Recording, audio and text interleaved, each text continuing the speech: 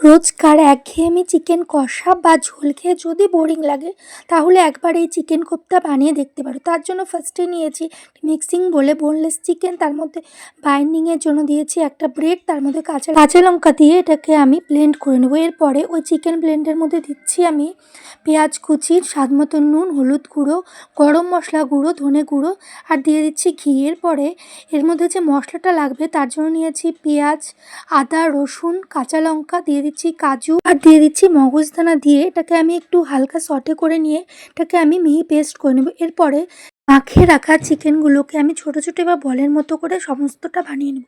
এরপরে একটা কড়াইয়ে তেল গরম করে সে একে একে বানিয়ে রাখা চিকেন কোপ্তাগুলো এর মধ্যে দিয়ে মিডিয়াম টু লো আছে আস্তে আস্তে করে নাড়িয়ে চাড়িয়ে লাল করে ভেজে সমস্ত চিকেন কোপ্তাগুলোকে ভেজে আমি উঠিয়ে নেব।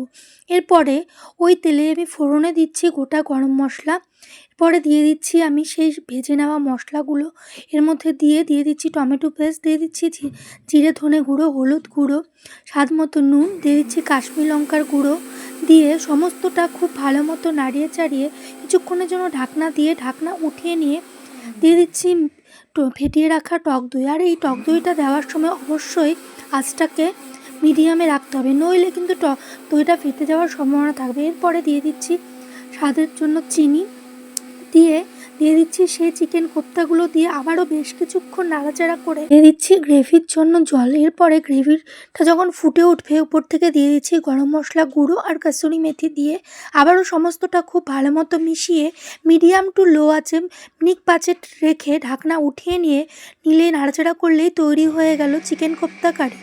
তো কেমন লাগলো তোমাদের আজকের আমার রেসিপি অবশ্যই আমাকে কমেন্ট করে জানাবে, আর তোমরা একবার অবশ্যই ট্রাই করবে, খেতে কিন্তু দুর্দান্ত লাগে। যদি তোমাদের আমার রেসিপিগুলো ভালো লেগে থাকে তাহলে অবশ্যই আমার চ্যানেলটাকে সাবস্ক্রাইব করে দেবে। Thank you.